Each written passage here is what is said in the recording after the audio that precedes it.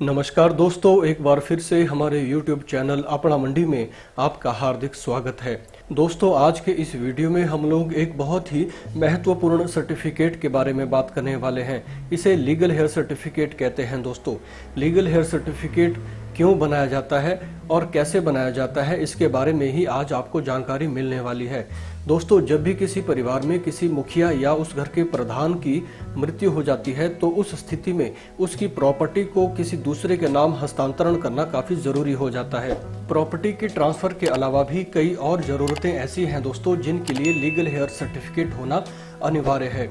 ये जरूरतें क्या क्या हैं, आइए जानते हैं। अगर मृतक का बेटा या बेटी अनुकंपा के आधार पर रोजगार प्राप्त करना चाहते हो तो उसके लिए लीगल हेयर सर्टिफिकेट होना जरूरी है।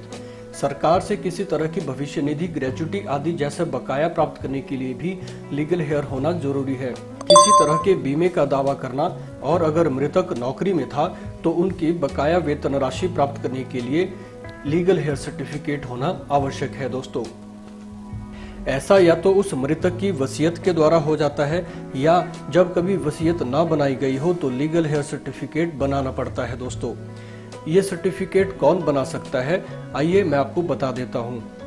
दोस्तों, अगर किसी परिवार का मुखिया पुरुष है और उसकी मृत्यु हो जाती है तो उस स्थिति में उसकी संपत्ति का अधिकार उसके परिवार के लोगों का सबसे पहले होता है।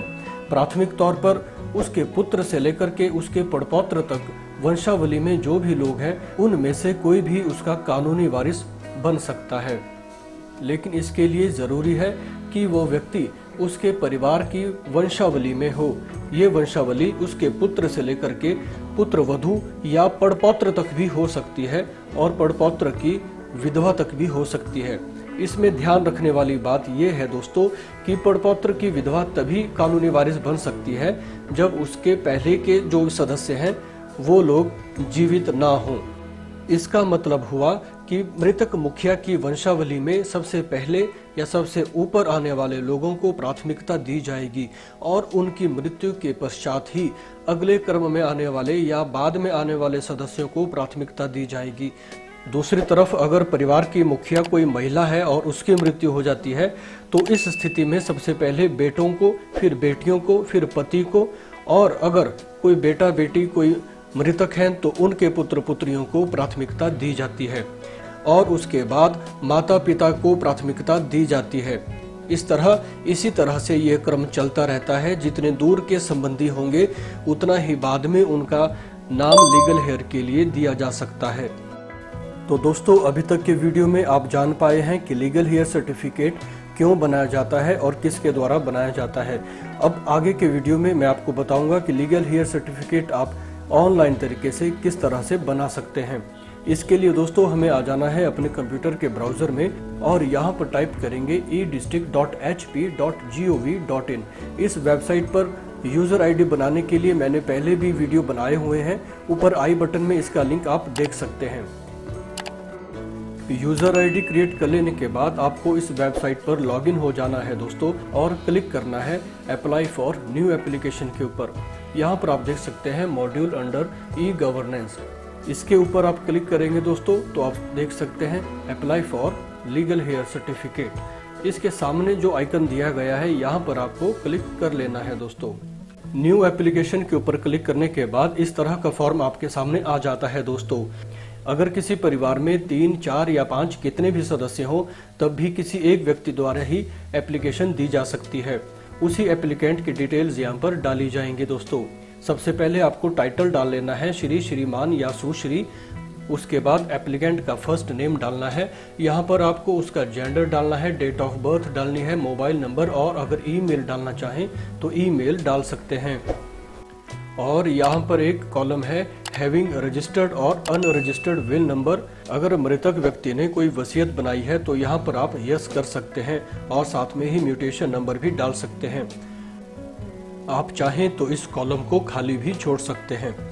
इसके बाद मोड ऑफ डिलीवरी में ऑनलाइन को सिलेक्ट करना है, अपना आधार नंबर यहाँ पर डालना है दोस्तों, और अपना फोटो भी यहाँ पर अपलोड कर लेना है।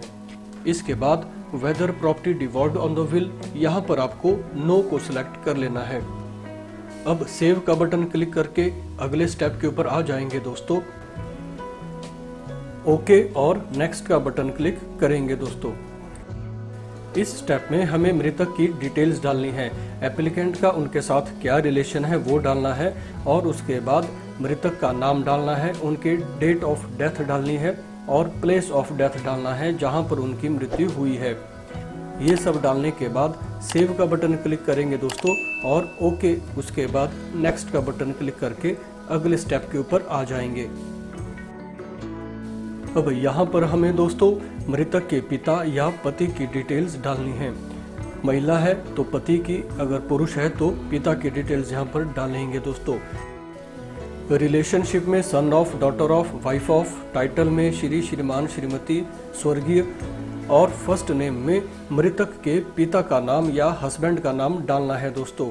उसके बाद नीचे टाइटल में फिर से श्री, श्रीमती या स्वर्गीय, और नीचे इनके पिता का नाम डालना है। जो नाम ऊपर आपने डाला है उसके पिता का नाम यहाँ पर नीचे आपको देना है दोस्तों। इसके बाद सेव का बटन क्लिक करेंगे, ओके और नेक्स्ट का बटन क्लिक करके अगले स्टेप के ऊपर आ जाएंगे। इस स्टेप में हमें एड्रेस डिटेल्स देनी है एप्लीकेंट की, उसकी जमीन के आधार पर यहाँ पे डिटेल्स दी जाएंगी। सबसे पहले एप्लीकेंट की लैंड ओनर के साथ क्या रिलेशनशिप है वो रिलेशनशिप यहाँ पे डाली जाएगी दोस्तों। अगर वो खुद ही लैंड ओनर है तो यहाँ पर सेल्फ आप डाल सकते हैं। उसके बाद आपकी स्टेट, आपका डिस्ट्रिक्ट, तहसील, पटवार सर्कल और मोहाल यहाँ पर आपको डालना है। अगर आप चाहें तो अपना एड्रेस बॉक्स में भी डाल सकते हैं। इसके बाद सेव का बटन क्लिक कर लेंगे, ओके का बटन और नेक्स्ट का बटन क्लिक करके अगले स्टेप के ऊपर आ जाएंगे दोस्तों। अब यहाँ पर हमें मृतक के कानूनी वारिसों की लिस्ट बनानी है। जो भी इनके कानूनी वारिस हैं एक एक करके उन सबका नाम यहाँ पर हमें बताना होगा। कानूनी वारिस का मृतक के साथ क्या संबंध है वो हमें यहाँ पर बताना है और साथ में उसकी उम्र हमें यहाँ पर बतानी है दोस्तों। ऐड मोर का बटन क्लिक करके हम अगले व्यक्ति का नाम यहाँ पर जोड़ सकते हैं। ध्यान रहे दोस्तों कि इस लिस्ट में केवल जीवित व्यक्तियों के नाम ही आएंगे। यदि किसी व्यक्ति की मृत्यु हो गई है तो उसका नाम इस लिस्ट में नहीं डाल सकते हैं, बल्कि उसके करीबी संबंधियों का नाम यहाँ पर डाला जा सकता है। मान लीजिए मृतक के बेटे की मृत्यु हो गई है तो उस बेटे के जो आगे बच्चे हैं या उसकी जो वाइफ है उसका नाम यहाँ पर डाला जा सकता है। सभी जायज वारिसान के नाम डालने के बाद सेव का बटन क्लिक करेंगे, ओके और नेक्स्ट का बटन क्लिक करने के बाद अगले स्टेप में आ जाएंगे दोस्तों, जहां पर हमें अपने डॉक्यूमेंट अपलोड करने हैं। यहाँ पर मृतक का डेथ सर्टिफिकेट, एक एफिडेविट जिसे एप्लीकेंट द्वारा कोर्ट से बनवाया जाएगा, एक रेजिडेंट प्रूफ अपलोड करना है जो कि आधार कार्ड या परिवार नकल हो सकती है। आइडेंटिटी प्रूफ के तौर पर आधार कार्ड या वोटिंग आई कार्ड का भी इस्तेमाल किया जा सकता है। अदर डॉक्यूमेंट में अगर कोई दूसरा डॉक्यूमेंट आप लगाना चाहते हैं तो वो लगा सकते हैं। वास्तव में अलग अलग तहसीलों के ऑफिशियल्स आपसे अलग अलग तरह के डॉक्यूमेंट मांग सकते हैं, तो उन डॉक्यूमेंट्स को आप अदर डॉक्यूमेंट में भी लगा सकते हैं। ये सारे डॉक्यूमेंट अपलोड कर लेने के बाद सबमिट का बटन क्लिक करेंगे दोस्तों और उसके बाद पेमेंट का ऑप्शन आ जाता है।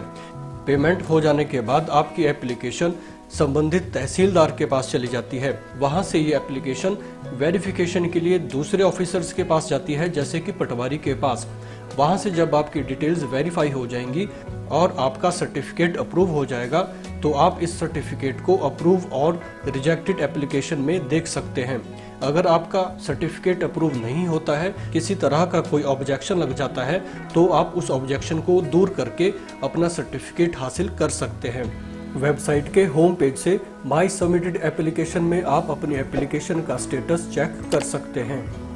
तो दोस्तों ये थी एक छोटी सी जानकारी कि कौन व्यक्ति किस तरह से लीगल हेयर सर्टिफिकेट के लिए अप्लाई कर सकता है। वीडियो और जानकारी आपको पसंद आई हो तो वीडियो को जरूर लाइक करें, शेयर करें और चैनल अपना मंडी को जरूर सब्सक्राइब करें।